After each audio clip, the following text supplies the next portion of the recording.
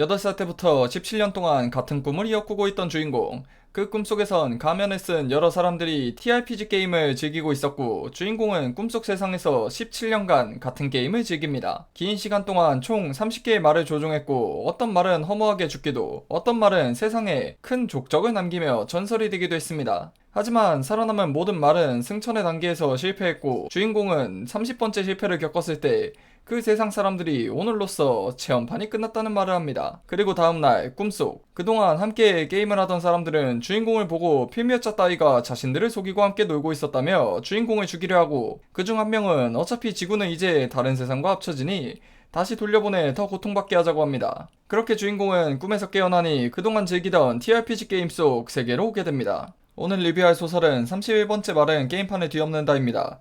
저는 이 소설을 288화까지 보았습니다. 그동안 꿈속에서 함께 게임을 했던 자들은 사실 신이었고, 그들은 자신의 잃어버린 신격을 되찾기 위해 지구를 통째로 팔아버립니다. 지구인들은 모두 다른 세상으로 떨어졌고, 게임 시스템의 영향을 받으며 이 세계에서 살아나가야 합니다. 우선 이 작품은 게임의 고인물이 자신의 지식을 바탕으로 앞서나가 강해져서 신이 되어 신들에게 복수하겠다는 게 주요 내용입니다. 이 작가님 전작이 바로 BJ는 종말에 적응했다인데, 이번 작품에서도 인방 요소를 넣었는데 이게 좀 특이합니다.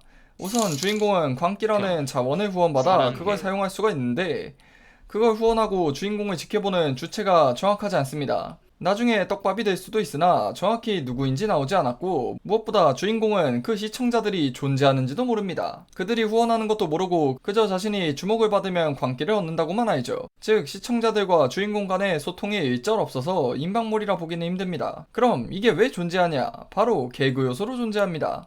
전작에서도 이런 인반 요소로 재미있게 글을 잘 쓰시던 분인데, 이 부분은 인터넷 방송을 싫어하지만 않으면 꽤나 재미있을 겁니다. 그리고 지구인들이 이 세계로 전이된 설정이라 지구인들끼리 커뮤니티도 있습니다. 이것도 지구의 커뮤니티와 크게 다를 게 없어서 이런 거에 거부감만 없으면 꽤나 좋을 겁니다. 이제 소설의 다른 부분을 이야기하면 세계관, 스토리, 필력 모두 수준급입니다. 다만 아쉬운 점은 전개 속도를 위해 탄탄한 개연성은 좀 포기한 작품입니다. 이렇게 말하는 이유가 리메이크 전에는 훨씬 설정들도 많고 개연성도 탄탄했다는데, 그게 리메이크 되면서 빠졌다고 합니다. 확실히 소설을 보면 전개 속도는 무난합니다.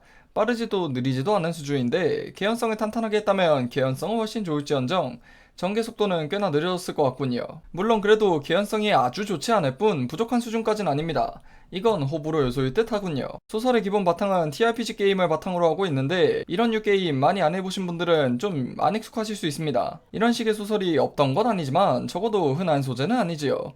그래서 흔한 양산형 이세계 전인물이 질리신 분들도 볼만합니다. 간단하게 설명해드리면 한 세계관을 바탕으로 말, 즉 주인공이 주사위를 굴려가며 미션들을 클리어해 나갑니다. 특정 미션에는 정해진 목표가 있고, 주인공의 선택에 따라 성장 방향, 주변 상황이 변화하고 이후 미션까지 정할 수 있습니다. 그런 식으로 주어진 미션을 하나하나 클리어해 나가는데, 단순 전투뿐만 아닌 퍼즐 같은 지식을 쓰는 미션도 좀 있습니다. 같은 장르의 소설이 없는 건 아니지만 적어도 소설계에서 흔히 쓰이는 설정은 아닙니다. 마지막으로 히로인은 주인공이 솔프를 좋아합니다.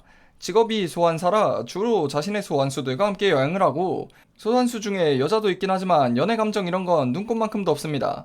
동료들도 같은 사람이 아니라 소환수들이다 보니 주인공이 솔프라는 걸 좋아하시는 분들이 볼만합니다. 상황에 따라 다른 사람과 협업하기도 하지만 그게 길게 이어지지는 않습니다. 제가 매기는 31번째 말은 게임판을 뒤엎는다의 평점은 세계관 4점, 스토리 전개 4점, 필력 4.5점, 설정이 탄탄한 3점, 주인공의 지능 4.5점, 악당, 조연들의 지능 4점, 개그 요소 4점입니다. 이 세계 전인물이 좋아하시고 인방물을 싫어하지 않으신다면 꼭 한번 볼만한 작품입니다.